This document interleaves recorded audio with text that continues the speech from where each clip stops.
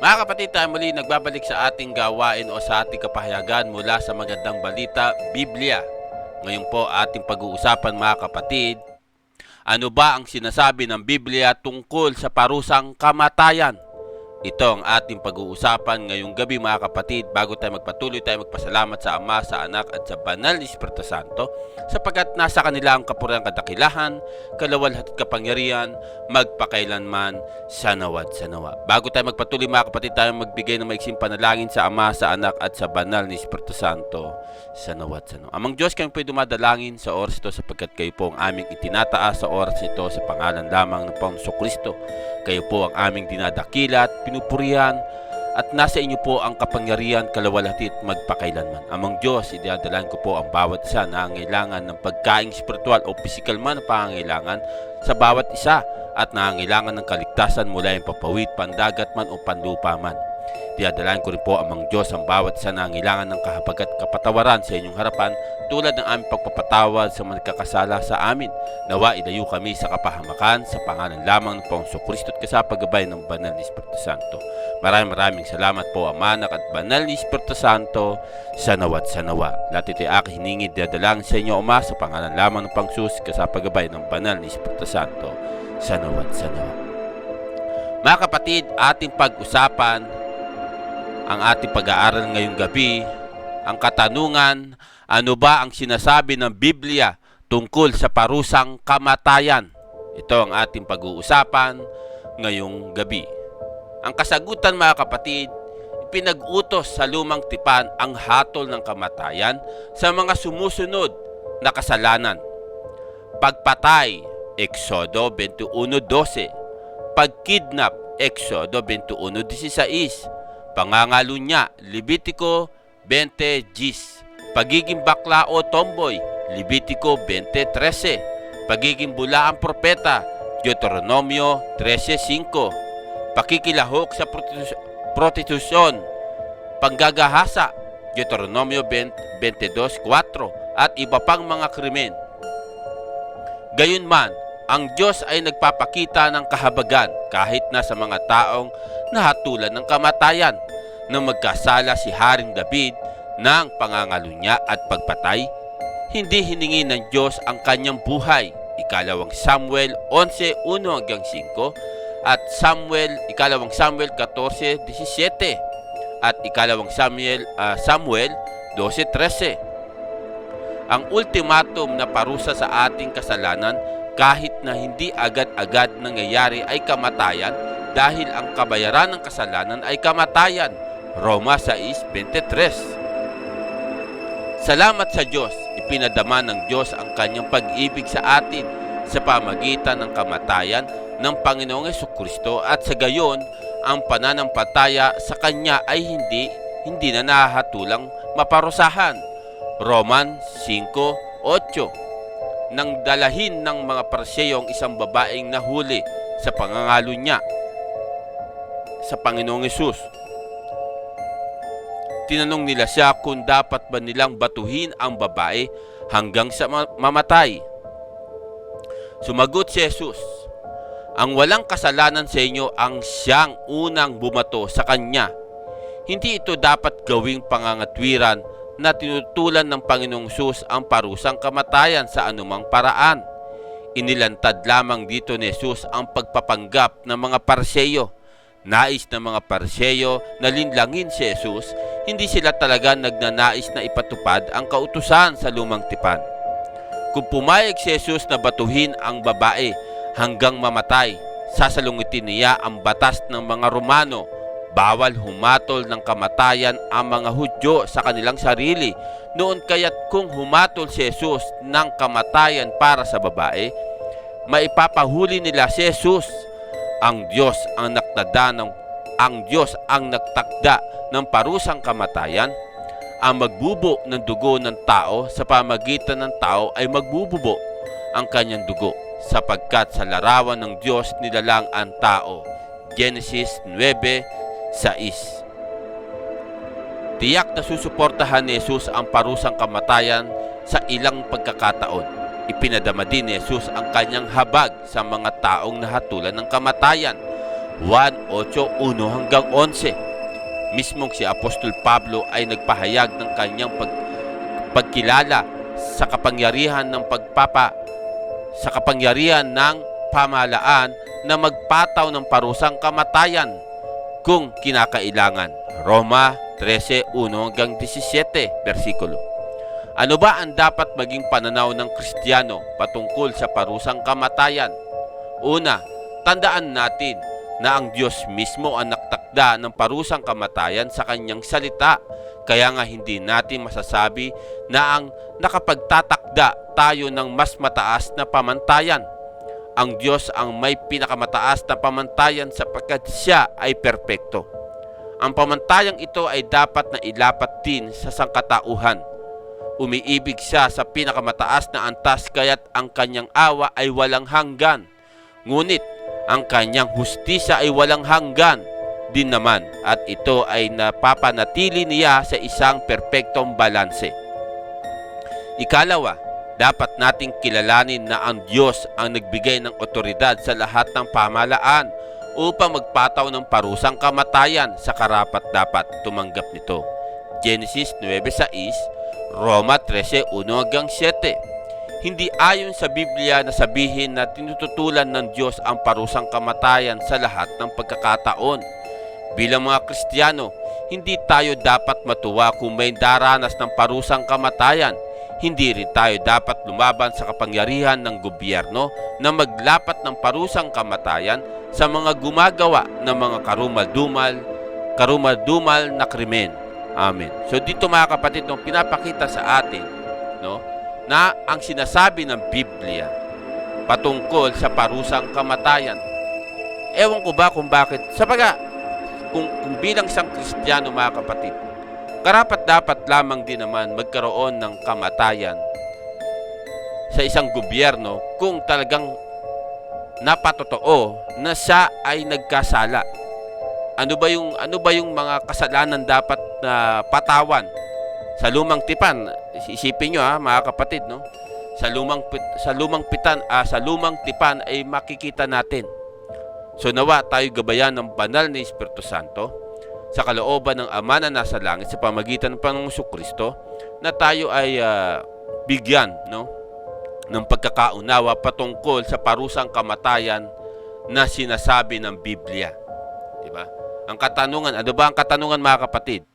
Ano ba ang sinasabi ng Biblia tungkol sa parusang kamatayan? So, ang magandang kasagutan, pagbulay-bulayan natin mga kapatid, pinag-utos sa lumang tipan ang hatol na kamatayan sa mga sumusunod na kasalanan. Una, pagpatay. Exodo 21:12. Puntahan natin mga kapatid. Exodo 21:12. Ang sabi ganito, ang sinumang manakit at makamatay sa kanyang kapwa ay papatayin din. Isipin nyo kung sino man yung manakit at makapatay sa kanyang kapwa o makamatay sa kanyang kapwa ay papatayin din. Yan ang sinasabi sa lumang tipan, Exodo 21:12. Doon pinapakita lang dito mga kapatid, mata sa mata, ngipin sa ngipin. Okay? Pag nakapatay ka ng kapwa mo, ito'y ayon sa lumang tipan, Exodo 21:12. Pag nakapatay ka, yun lang, isipin nyo dito sinasabi rito, sino man manakit at makamatay sa kanyang kapwa ay papatayin din. Napakatindi mga kapatid, napakatindi. Mata sa mata, ngipin sa ngipin. So ano pa ang idutuktong natin patungkol sa parusang kamatayan? Pagkidnap, Exodo 21:16. Basahin natin. Ang sino man dumukot ng kapwa upang ipagbili o alipinin ay papatayin.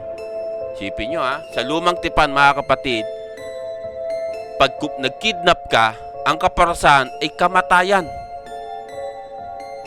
Sipin nyo yung mga kapatid sa lumang tipan, nasa batas ng lumang tipan mga kapatid, sinasabi rito sa Exodo 21:16, ang sinumang dumukot ng kapwa upang ipagbili o alipinin ay papatayin.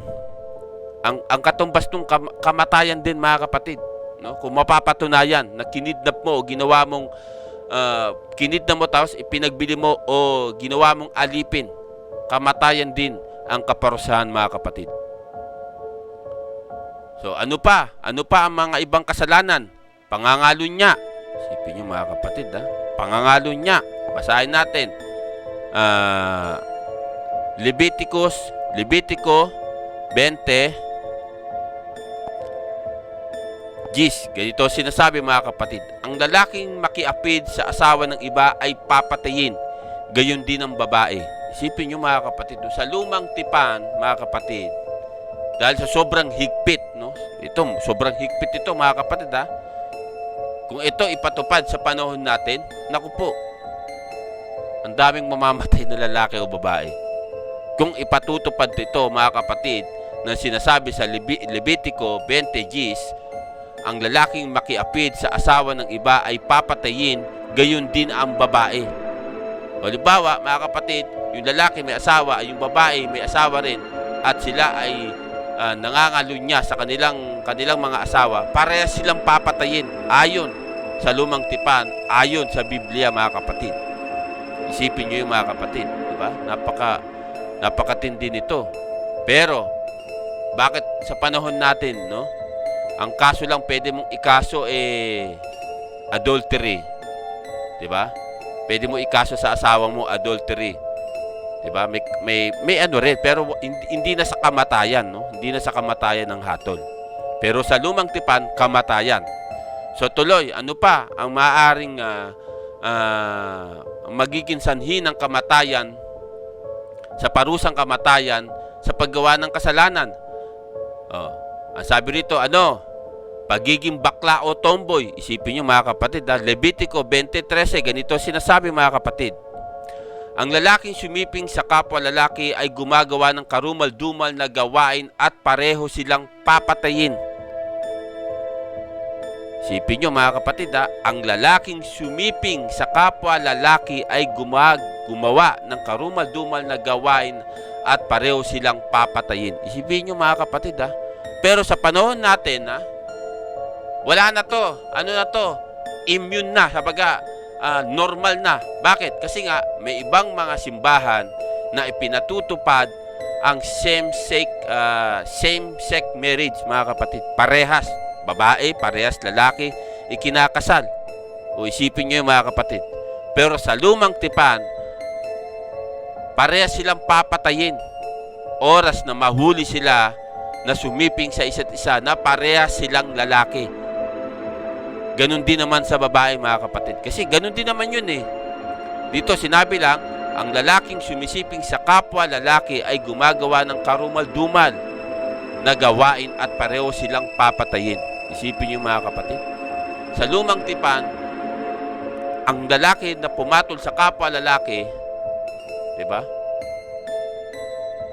Papatayin. Pero sa panahon natin, inaalaw na ng ilang mga relihiyon na ikasal ang parehas lalaki at parehas babae. Nakakalungkot isipin, pero yun ang katotohanan, mga kapatid, sa panahon natin. So tuloy, ano pa? Kabilang sa mga parusang kamatayan na sinasabi patungkol sa lumang tipan, mga kapatid, pagiging bulaang propeta. Sabihin natin, puntahan natin yung talata, mga kapatid. Deuteronomio 13:5. Ganito sinasabi, mga kapatid. At ang propetang yaon o ang nagbibigay ng kahulugan sa panaginip ay dapat patayin, pagkat inudyukan niya ang mga tao upang magimaksik kay Yahweh na siyang nagligtas sa inyo sa pagkaalipin sa Ehipto. Hinihikayat nila kayong iwan ang daang itinuro niya sa inyo. Yan ang masama at dapat ninyong iwasan. Ibig sabihin, mga kapatid, nung panahon ng lumang tipan, may mga propeta na talagang nagpapanggap propeta. Kaya nagbigay din ng batas ang Diyos na dapat patayin yung mga taong nagsasabing sila'y propeta, pero nagbibigay maling impormasyon o maling aral, mga kapatid, o inililigaw ang mga tao na dapat paniwalaan na merong tunay na Diyos o sabaga may mga bulaang propeta noon na talaga nagliligaw sa mga tao, mga kapatid. Ang kabayaran nito ay kamatayan din, mga kapatid. Ayon sa lumang tipan. Pero sa panahon natin, maraming naglabasan ng mga bulaang guro, bulaang propeta. Marami rin silang naililigaw sa panahon natin. Pero tandaan natin, mga kapatid, may kanyang-kanyang kaparusahan ang bawat isa ayon sa ating ginawa. Pero sa lumang tipan, talagang agarang kamatayan ang kapalit sa ginagawa mong labag sa batas ng Diyos. So tuloy, mga kapatid, tuloy natin. Pakikilahok sa prostitusyon. O isipin nyo, mga kapatid, prostitusyon ngayon sa panahon natin, di ba? Naglipa na sa bawat bansa, meron ito. Kamatayan din ayon sa lumang tipan. Panggagahasa. Gayunman, ang Diyos ay nagpakita ng kahabagan kahit sa mga taong nahatulan ng kamatayan nang magkasala si Haring David ng pangangalo niya at pagpatay. Hindi hiningi ng Diyos ang kanyang buhay. Ito'y makikita sa 2 Samuel 11:1 hanggang 5. Ang ultimatum na parusa sa ating kasalanan kahit na hindi agad-agad nangyayari ay kamatayan dahil ang kabayaran ng kasalanan ay kamatayan. Roma 6:23. Salamat sa Diyos. Ipinadama ng Diyos ang kanyang pag-ibig sa atin sa pamagitan ng kamatayan ng Panginoong Kristo at sa gayon ang pananampalataya sa Kanya ay hindi na hatulang maparusahan. Roman 5:8. So dito, mga kapatid, pinapakita lang sa atin, mga kapatid, nang binigyan tayo ng pagkakataon na hindi tayo magkaroon ng kamatayan.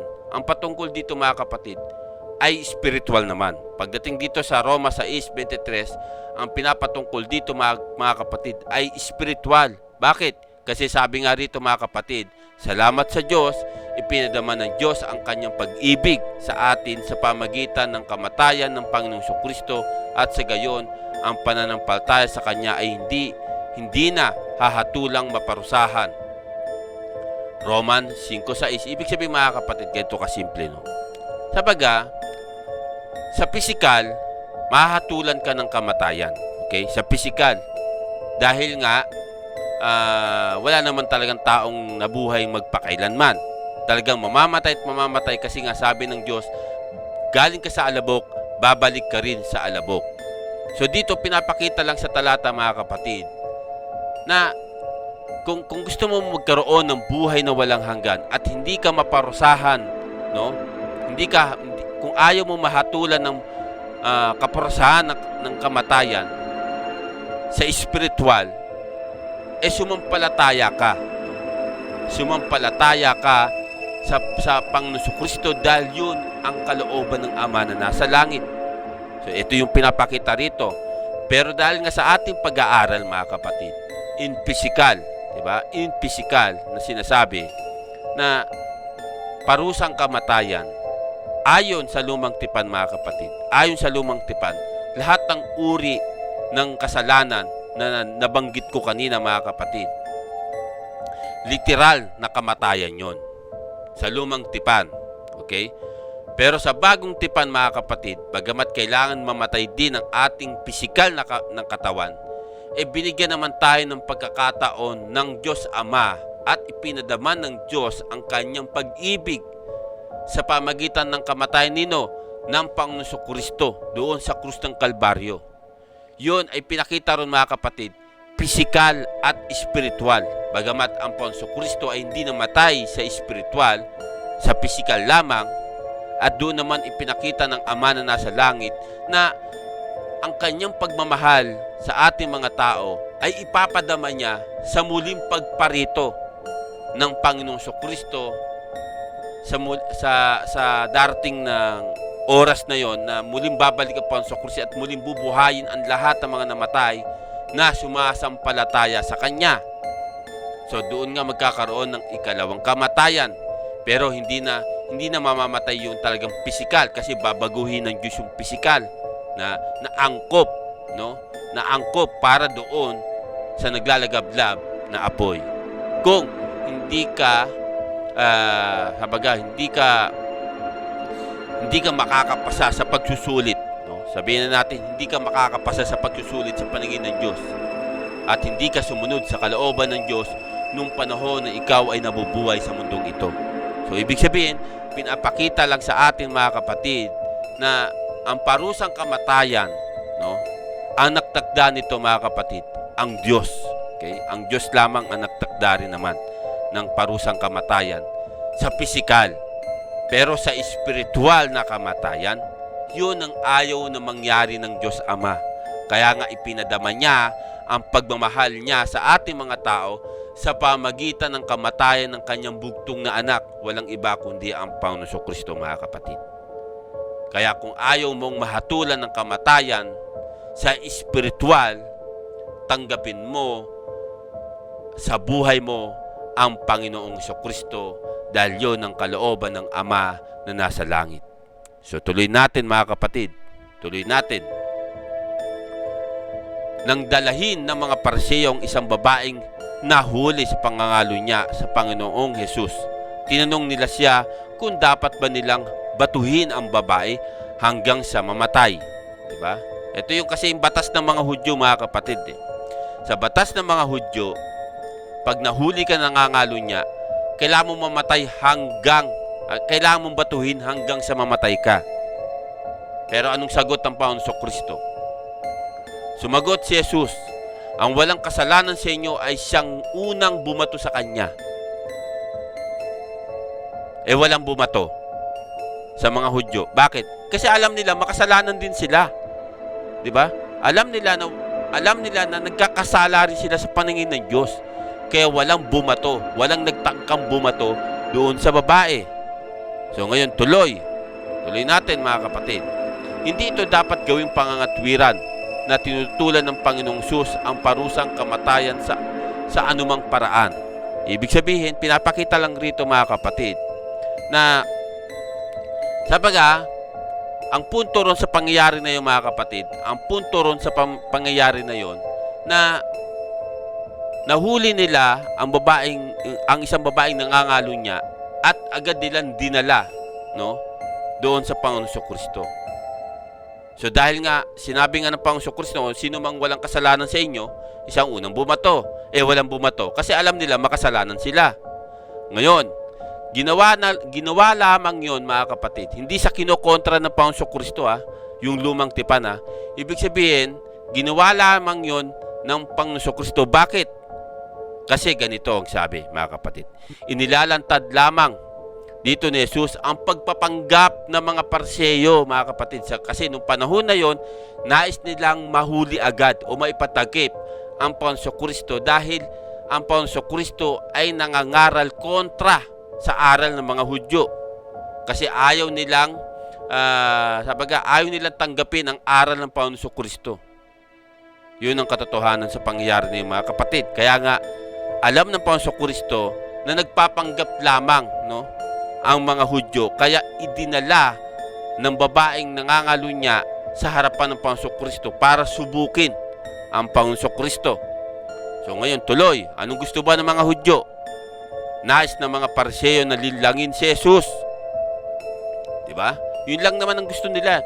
Nililing lang nila nung panahon na yon ng Panginoong Jesucristo. Kasi wala silang maibang nung panahon na yun, wala silang ibang madahilan para maipadakip ang Panginoong Jesucristo. Dahil nga, lumalaban sa pagtuturo ng mga Hudyo ang Panginoong Jesucristo. Itinutuwid lamang ng Panginoong Jesucristo yung aral ng mga Hudyo. Yun ang kinagagalit ng mga Pariseo sa Panginoong Jesucristo.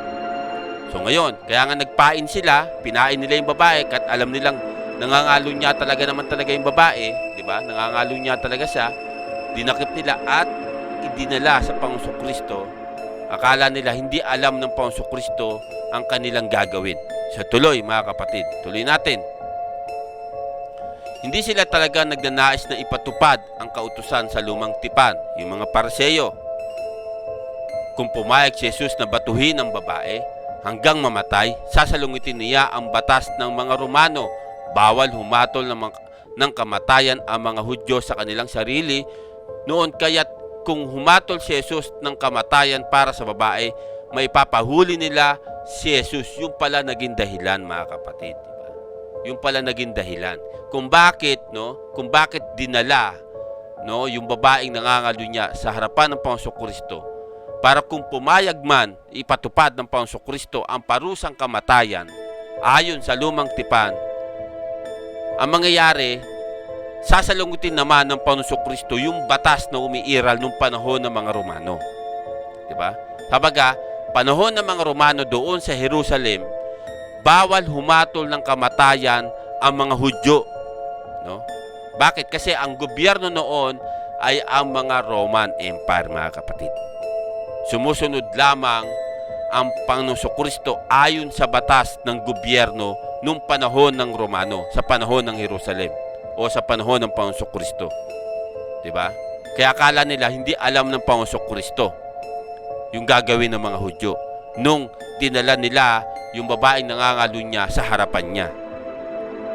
So tuloy, mga kapatid, kasi kung pumayag nga naman ang Panginoong Kristo, diba, may papahuli na nila ang Panginoong Kristo. Bakit? Kasi nga pumayag siya na hatulan ng kamatayan yung babaeng nangangalunya ayon sa batas ng lumang tipan. Hindi. Kasi nga umiiral ang batas ng Romano. So tuloy, mga kapatid, tuloy natin. Ang Diyos ang nagtakda ng parusang kamatayan. Ang magbububo ng dugo ng tao sa pamagitan ng tao ay magbububo ng kanyang dugo, sapagkat sa larawan ng Diyos nilalang ang tao. Genesis 9:6. Totoo naman, di ba? Nakakalungkot maisipin. Basahin natin ulit, mga kapatid. Genesis 9:6. Ganito sinasabi, mga kapatid, ang sino man pumatay sa kanyang kapwa ay buhay ang bayad sa kanyang ginawa, sapagkat ang tao'y nilalang nilikha ayon sa larawan ng Diyos na dakila. Diba?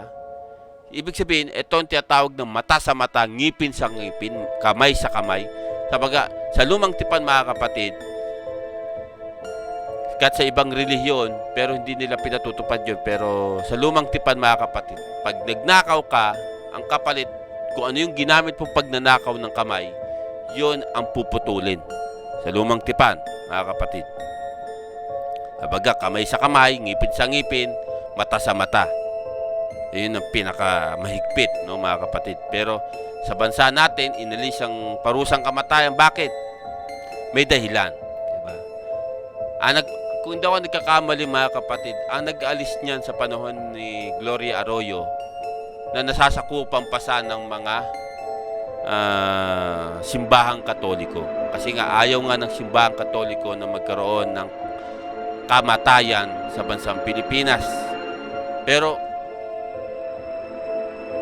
hindi, kasi nung panahon ng ng EDSA Revolution, ba't sa panahon ni Cory hindi yan inalis, So siguro nung panahon na yun, hindi pa nila maano si Cory Aquino, kaya nung panahon ni Gloria Arroyo, inalis yung kamatayan, parusang kamatayan. Pero sabi nga dito sa ating pag-aaral, mga kapatid, na ang Diyos ang nagtakda ng parusang kamatayan. Kung ang way ng kamatayan mo ay kaparusahan patungkol dito sa, tulad dito, nakikita nyo sa screen, di ba? Ng bitay sa pagbigti. Sa ibang bansa, mga kapatid, ang parusang kamatayan ay bigti. Okay? Sa atin, bago sa inalis, ay lethal injection. Pero panahon ng Pangulong Marcos, mga kapatid, ang parusang kamatayan ay firing squad, mga kapatid. Firing squad, panahon ng Pangulong Marcos. Dito sa bansang kinaroroonan ko, mga kapatid, ang parusang kamatayan dito ay pugot ulo. Mas matindi rito, mga kapatid. Pupugutan ka ng ulo. Oras na gumawa ka ng matinding karumal-dumal na kasalanan sa batas ng bansang ito, mga kapatid. Pugot ulo talaga. Glory to God. Dahil bakit? Kasi sa tagal-tagal ko na rito, hindi ako nakaranas na manood ng puputol, talagang dick back. Ewan ko, baka hindi ako makatulog ng ilang araw nun. Kung halimbawa, kasi nung panahon na yon, nandun ako sa isang lugar kung saan malapit yung pugutan ng ulo. Nagkataon na hindi ako nadadaanan ng ng mga tao para akayin at manood, no, sa pagpupugot ng ulo. Dito matindi, mga kapatid. Napakatindi rito, mga kapatid. So tuloy, mga kapatid, tuloy natin. Tiyak na susuportahan ni Jesus ang parusang kamatayan sa ilang pagkakataon. Ipinadama din ni Jesus ang kanyang habag sa mga taong nahatulan ng kamatayan. Basahin. Mismong si Apostol Pablo ay nagpahayag ng kanyang pagkilala sa kapangyarihan ng pamahalaan na magpataw ng parusang kamatayan kung kinakailangan. Ibig sabihin, kahit si Apostol Pablo, mga kapatid, no, ay nagpahayag din ng pagkakilala, no, sa kapangyarihan ng pamahalaan o sa gobyerno na magpataw ng parusang kamatayan kung kinakailangan. Roma 13:1-17. Tandaan natin, mga kapatid, ang bawat bansa ay may kanya-kanyang batas kung ano ang nais nilang ipatupad patungkol sa matinding krimen na nagawa ng isang tao. Sa Amerika, di ba? Sa bawat bansa, mayroong batas yan patungkol sa kamatayan na ipapataw sa isang tao na gumawa ng krimen sa kapwa. Tandaan natin yan, mga kapatid. So tuloy, mga kapatid. Tuloy. Ano ba ang dapat maging pananaw ng Kristiyano patungkol sa parusang kamatayan? Diba? Ano ba, bilang isang Kristiyano, ano ba ang stand ko patungkol sa parusang kamatayan? Kung pagbabasihan natin, mga kapatid, ang Biblia, okay? Tandaan nyo, si Esteban, mga kapatid, isa sa mga tagasunod ng Panginoon Kristo, di ba? Namatay siya sa pamamagitan ng pagbato ng mga Hudyo.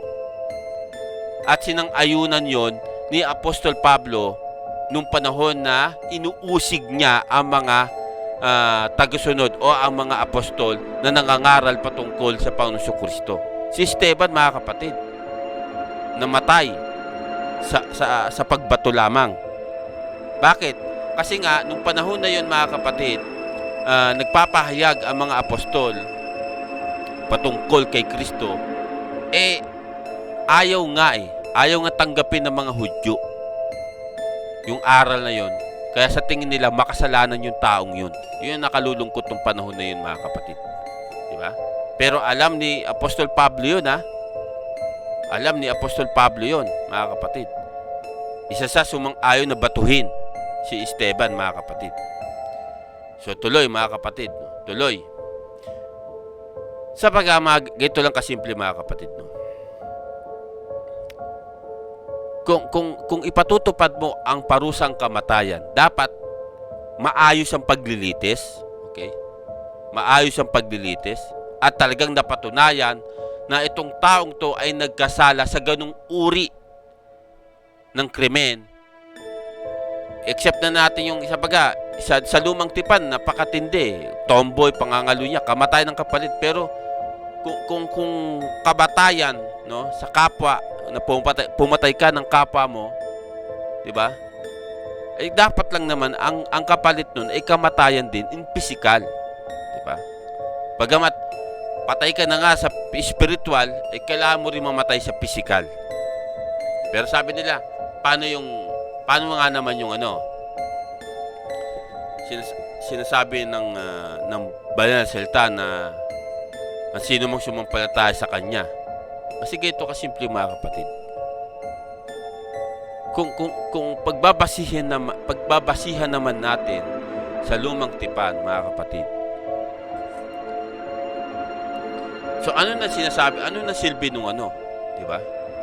Ano na yung silbi ng batas sa lumang tipan? Kung isisingit natin yung sinasabi na sino mang sumampalataya sa kanya, yun naman, mga kapatid, no? Yun naman, sa paningin ng Diyos, ako, sa baga, mga kapatid, kung pag-iisipan mo maigi, halimbawa, nakapatay ako. Sa palagay nyo ba, makakalimutan na ng Diyos yun sa ginawa ko? Kata sabihin mong, o sige, nagsisi ako. Nagsisisi ako sa pangalan ng Panginoong Kristo.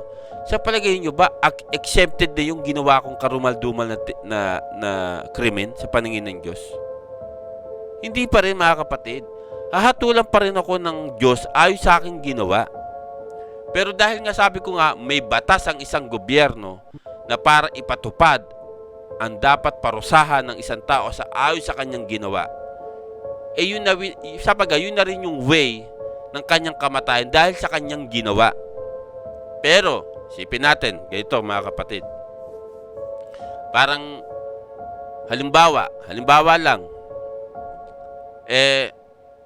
nakapatay ako. Okay, nakapatay ako. So, hinatulan ako ng kamatayan. Okay? Hinatulan ako ng kamatayan ayon sa batas ng, halimbawa, sa Pilipinas lang, halimbawa, sa Pilipinas, may parusang kamatayan. Lethal injection. Okay? Nakapatay ako. Inaamin ko, nakapatay ako. Okay? Halimbawa. Ngayon, nung nasa loob ako ng kulungan at dumating na ang panahon ng aking bitay. At nung panahon na bago dumating ang pagbitay sa akin, nakatagpo ako ng salita ng Diyos. Okay, pansinin nyo mga kapatid, pansinin nyo. Nakatagpo ako ng salita ng Diyos. Doon ko nalaman na pero kasi imposible hindi mo alam ang batas ng Diyos Kasi nasa lugar tayo ng nasa lugar tayo ng mga reliyosong tao lalo na sa Pilipinas, di ba? Maraming simbahan nagkalat, mga Katoliko, iba't ibang relihiyon, di ba? Kaya imposible na makapatay ka ng tao na alam mong masama. Imposible yun Napaka-imposible. Napaka-imposible, mga kapatid. Kaya maaari rin na halimbawa lang naman na nung malapit na akong mabitay at nakakilala ako sa salita ng Diyos, sa palagay nyo ba ang aking spiritual makaliligtas sa ikalawang kamatayan? Doon na natin makikita yan, mga kapatid, sa darating na panahon na kung ano ang ihahatol sa iyo ng makapangyarihang Diyos, mga kapatid. Tandaan natin yan. Diyos lamang ang nagtakda, Diyos lamang din naman ang makakapagpasya sa darating na panahon ng paghuhukom, mga kapatid. So tuloy, mga kapatid, tuloy natin. Una, tandaan natin ang Diyos mismo ang nagtakda ng parusang kamatayan sa kanyang salita. Kaya nga, hindi natin masasabi ang makapagtatakda tayo ng mas mataas na pamantayan. Ang Diyos may pinakamataas na pamantayan sapagkat siya ay perpekto. Sa pamantayang ito ay dapat nang ilapat din sa sangkatauhan. Umibig siya sa pinakamataas na antas kaya ang kanyang awa ay walang hanggan. Ngunit ang kanyang hustisya ay walang hanggan din naman ito at mapananatili niya sa isang perpektong balanse. Di ba? Ibig sabihin lahat, mga kapatid, sa paningin ng Diyos, mga kapatid, lahat tayo pantay. Okay? Lahat tayo pantay. Pantay-pantay lahat tayo. So sa paningin ng Diyos, mga kapatid, sabaga, kung gumawa ka ng karumal-dumal na krimen, katulad ng pagpatay sa kapwa, di ba? Ang Diyos na rin mo na magtatakda sa iyo kung ano yung dapat mangyari sa iyo So dahil nga sa bansa natin ay walang parusang kamatayan dahil nga inalis, no? Pero ang Pangulong Duterte nga gusto niya ibalik yung parusang kamatayan para sa mga matitinding gumagawa ng krimen sa ating bansa. Hindi maibalik-balik. Bakit? Kasi maraming kumukontra. Mga banal-banalan, nakala mo yung mga banal. Parang ganito lang. Nakakalungkot nga isipin Parang ganito lang, mga kapatid. Ewan ko kung napanood nyo to sa ilang balita. Di ba? Isang lalaki Ginahasa niya yung 10 taong gulang na batang babae. Ginahasa na, pinatay pa. Isipin niyo yun, ha? So dahil walang parusang kamatayan, ang maipaparusa naiparusa lang doon sa taong 'yon yung pagkakulong ng habang buhay. Pero karumal-dumal yun, mga kapatid, pumatay siya ng batang babae na 10 gulang, ginahasa na, yun doble-doble, diba? Ginahasa na, pinatay pa. Isipin nyo yung mga kapatid. Kesa raw may karapatang pantao na dapat sundin. Andun na yon. May karapatang pantao. Ang tanong, yung taong bang yon na gumawa ng krimen doon sa batang babae, naisip niya ba yung karapatang pantao nun? Kaya nga itong mga yung mga CSR na to, itong mga human rights na to, kala mo mga banal na tao eh. Ewan ko ba? Nakakapanggigil eh. Pero sapaga, sige, may karapatang magbago. Okay, nandun na tayo. Sabi nila, ang tao rin yan na may karapatang magbago. Ang tanong, yung ginawa niya bang kasalanan ay simpleng kasalanan lang ba yon? Hindi. Pumatay siya na walang kamuwang-muwang. Ginahasa niya na, pinatay niya pa. So anong tawag doon? Hindi na normal na tao yun. Demonyo na gumawa doon. Ibig sabihin lang, mga kapatid, nung panahon na ginagawa niya yun, hindi siya yun, kundi demonyo ang nakapaloob sa kanya. Nung panahon na ginagahasa niya yung 10 taong gulang na babae at pinatay niya. Kaya, yung masamang espiritu, tuwan-tuwa. Bakit? Kasi nagamit niya ang isang katawang lupa, itong lalaking to, nagamit niya sa karumal-dumal na krimen sa paningin ng Diyos. So napasama na yung lalaki dahil nga, kaya alam niyo bakit niya nagawa yon?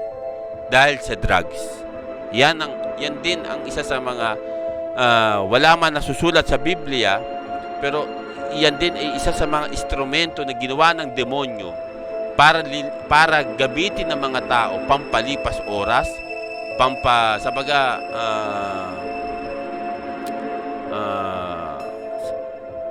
kaligayahan ng isang tao, maging kaligayahan. Kasi pag nalulung ka dyan, talagang hindi naman sa nagmamalinsya ko, naranasan ko rin yan, pero isang beses, wala namang normal, wala namang kakaiba. Pero sabi ko nga, sa isip-isip ko, nung panahon na yon, hindi pa nakakilala sa Diyos, na matagal na mataon yung binata pa ako, sayang lang pera ko eh. Doon lang mapupunta, susunugin mo lang. 'Di ba?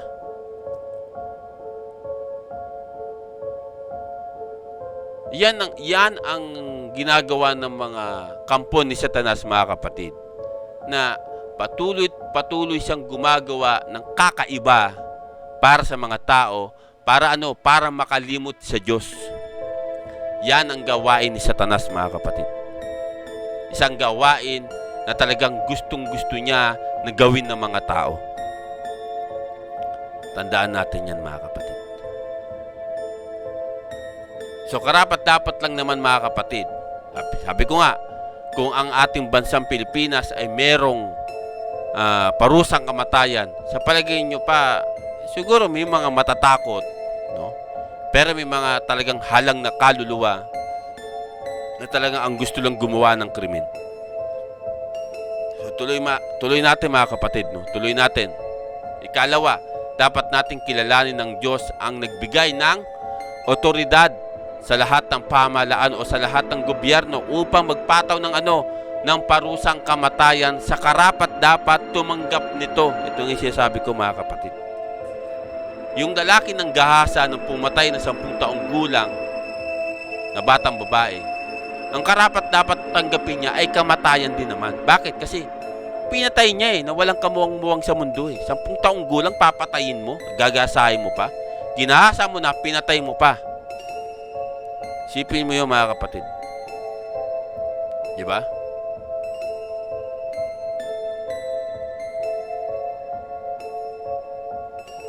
Kaya ang akin lang, ang stand ko rito, ang stand ko lang sa pag-aaral nito mga kapatid, dapat magkaroon tayo ng parusang kamatayan sa bansang Pilipinas. Dapat lang. Kasi yung mga ganong karumal-dumal na krimen, dapat wag pamarisan. Isipin nyo paulit-ulit nangyayari Bakit? Kasi walang takot ang mga tao sa atin. Walang takot ang mga tao sa atin. Bakit? Kasi alam nila walang parusang kamatayan. Yan ang nakalulungkot sa bansang Pilipinas. So tuloy mga kapatid, hindi ayon sa Biblia ang sasabihin na tinutulan ng Diyos ang parusang kamatayan sa lahat ng pagkakataon. Diba? Di naman talaga. Bilang mga Kristiyano, hindi tayo dapat matuwa kung may daranas na parusang kamatayan. Hindi naman.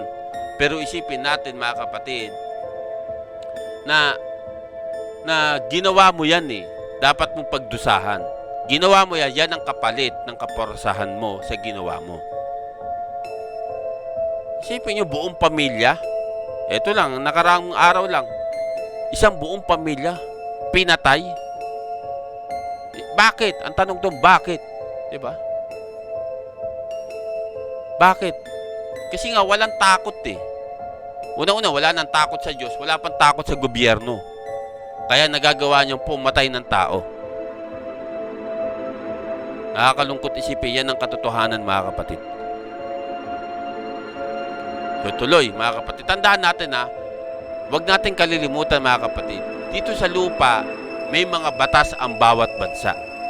Doon sa langit may batas na dapat din sundin na naroroon dahil yun ang batas ng Diyos. Ngayon, kung ang Diyos nga ay may batas sa langit, ganun din naman tayo dapat sa lupa. May mga batas na karapat dapat natin sundin.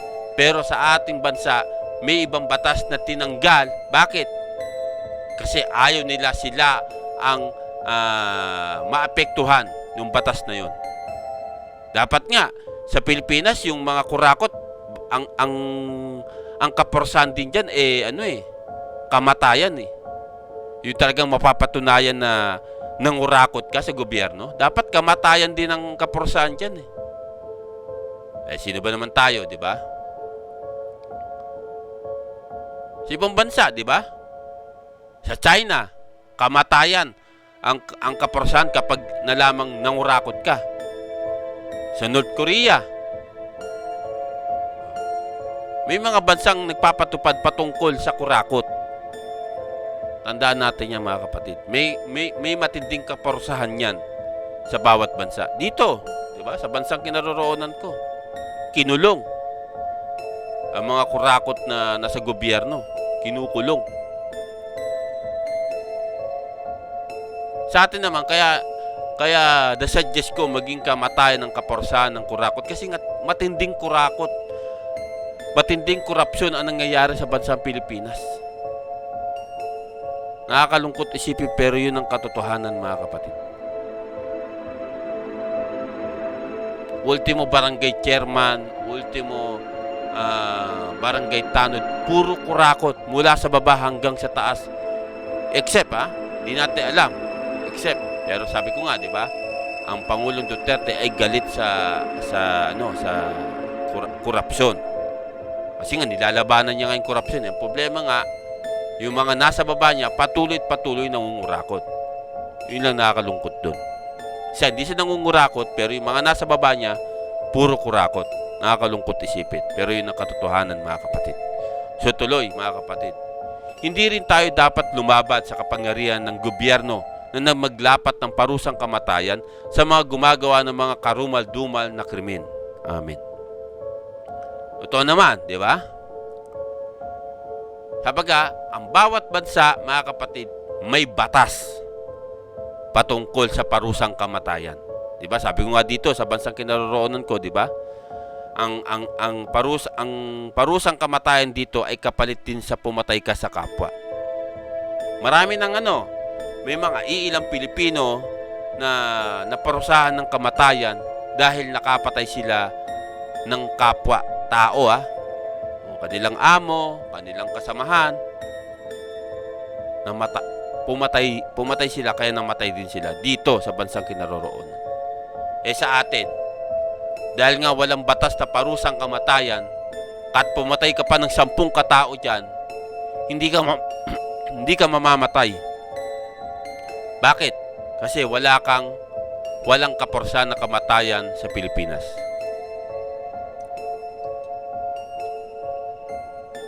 Yan ang nakalulungkot, mga kapatid. Nakakalungkot man isipin, pero yun ang katotohanan. Kung ayaw mo maranasan, mga kapatid, kung ayaw mo maranasan ang ikalawang kamatayan sa buhay mo, bakit hindi mo tanggapin si Kristo sa buhay mo, mga kapatid? Bakit hindi ka lumapit sa Panginoon sa Kristo? Kasi tandaan natin, mga kapatid, ang parusang kamatayan, physical man o spiritual, mararanasan natin yan. Yung physical, mamamatay tayo eh. Bakit? Kasi dahil sa ating mga kasalanan. Bakit? Kasi sapagkat lahat ay nagkasala, hindi nakaabot sa kaluwalhatian ng Diyos. Yan tayong mga tao, mga kapatid. So ano ba ang kabayaran ng kasalanan? Diba? Kamatayan. In physical o spiritual man, mga kapatid, yan ang kabayaran ng kamatayan. So ngayon, paano tayo makakaiwas sa impyerno? Paano tayo makakaiwas sa impyerno? Tanggapin mo si Kristo sa buhay mo, dahil yun ang kalooban ng Ama na nasa langit. Oras na tinanggap mo sa buhay mo si Kristo, mga kapatid. Kapag sa physical, oo, mamamatay ka eh. Pero sa spiritual, mga kapatid, magkakaroon ka ng buhay na walang hanggan. Tanggapin mo si Kristo na inako ng Panginoong Kristo ang iyong kasalanan doon sa krus ng Kalbaryo. Lumakad ka sa kalooban ng Ama sa pamagitan ng Panginoong Kristo. Bakit? Kasi ipinadama sa ating mga tao ang pagmamahal ng Diyos na namatay sa krus ang Panginoong Kristo para sa ating mga tao. Ngayon, oras na tinanggap mo si Kristo sa buhay mo, mga kapatid. Kapag kasi tinanggap mo si Kristo sa buhay mo, hindi lang siya litang pagtanggap kundi susunod ka sa batas ni Kristo, susunod ka sa kalooban ng Ama na nasa langit. Hindi masabi lang, hindi, tinanggap ko na si Kristo Oo, tinanggap mo. Ang tanong, sumusunod ka ba? Diba? Tandaan natin, ang tunay na kaligtasan ay na kay Kristo, mga kapatid. Bakit? Ano sinasabi ng talata? Ganun na lamang ang pag-ibig ng Diyos sa salibutang ito at ibinigay ng Ama na nasa langit ang kanyang kaisa-isang bugtong na anak upang sinumang sumampalataya sa kanya hindi mapahamak kundi magkaroon ng buhay na walang hanggan. Isipin niyo, mga kapatid. Kung gusto mo magkaroon ng buhay na walang hanggan, hindi man sa pisikal kundi sa espiritual na buhay na walang hanggan, ipahayag mo na ikaw isang makasalanan sa paningin ng Diyos. Ipahayag mo na tinatanggap mo si Kristo sa buhay mo. Dahil siya lamang ang daan, ang katotohanan at ang buhay. Hindi ka makalalapit sa Ama kundi sa pamagitan ng Panginoong Kristo. Tanggapin mo sa buhay mo ang Panginoong Kristo bilang isang tagapagligtas, bilang pinakapanganay na kapatid sa paningin ng Diyos, bilang anak ng Diyos at bilang Diyos magpakailanman. Tandaan natin, mga kapatid, sa lahat ng nais ng Ama na nasa langit, sumampalataya lamang tayo sa kanyang kaisa-isang bugtong na anak. Yun lang naman ang hangad ng Ama para makapasok tayo doon sa kaharian ng langit. Diba? Anong sabi ng Panginoong Kristo? At ipaghahanda ko kayo ng matitirhan at sa aking pagbabalik, isasama ko kayo sa kinaroroonan ko kung saan, diba? Kung saan ginawa niya na yung tirahan na para sa atin. Bakit? Kasi sumunod tayo sa kalooban ng Ama sa pamagitan ng Panginoong Kristo at kasapag-gabay ng Banal na Espiritu Santo. Maraming salamat, mga kapatid. Nawa, naunawa at naintindihan nyo ang pag-aaral nito. So nawa, mga kapatid, sa ating pag-aaral na ano ba ang sinasabi, no, ng Biblia tungkol sa parusang kamatayan. Sabi ko nga, ang bawat bansa ay may batas na dapat sundin. Nakakalungkot nga isipin, mga kapatid eh. Ang mga Pilipino, pag nasa ibang bansa, sumusunod sa batas. Pero pag nasa sarili na sang bansa, wala nang batas-batas. Nakakalungkot isipin na yun ang realidad na nangyayari. Diba? Sapaga, may ibang mga Pilipino, okay, na pag nasa ibang bansa, sumusunod sa batas ng bansang kinaroroonan niya. Pero kapag bumalik siya sa sarili niyang bansa, wala nang batas-batas sa kanya. Nakakalungkot isipin ha, pero yun ang realidad na nangyayari sa iilang mga kababayan natin dyan sa Pilipinas. So hanggang sa muli, mga kapatid, ang parusang kamatayan dapat ipataw sa karapat-dapat na ipataw. Sapaga, ang parusang kamatayan dapat ipataw sa taong karapat-dapat dahil sa kanyang nagawang kasalanan sa batas ng tao. Hindi lang sa batas ng Diyos ha, sa batas din ng tao. So hanggang sa muli, mga kapatid, ako ay nagpapasalamat sa lahat at ating pasalamatan ng Ama, ang Anak at ang Banal na Espiritu Santo. Tayo manalangin, mga kapatid. Amang Diyos, kami po ay nagpapasalamat sa oras ito at pinupurihan ka namin, dinadakila ka namin sa oras ito, Amang Diyos. Dinadalaan ko ito sa pangalan lamang ng Panginoon Kristo kasapagabay ng Banal na Espiritu Santo. Ayon nga sa pag-aaral, Amang Diyos, ang bawat bansa ay may batas na dapat ipatupad ng parusang kamatayan. Ang bawat bansa, Amang Diyos, na inyong tinatag ay dapat sumunod na ayon sa lumang tipan. Bagamat may ilang bansa na hindi nagpapatupad ng parusang kamatayan, kayo na po sanang bahala ang siyang humusga sa bawat isa ayon sa aming ginawa. Sapagkat nasasabi nga rin po na hahatulan nyo ang mga tao ayon sa kanyang ginawa. Amang Diyos, kapag patawarin kami mga tao at patuloy na gumagawa ng pagkakasala sa inyong paningin, mas ayaw nyo sa mga taong gumagawa ng karumal-dumal na krimen ayon sa inyong batas mula sa banal na salita o sa lumang tipan. Amang Diyos, kami po'y dumadalangin sa oras ito sa pamagitan lamang ng Panginoong Kristo at kasapagabay ng Banal na Espiritu Santo.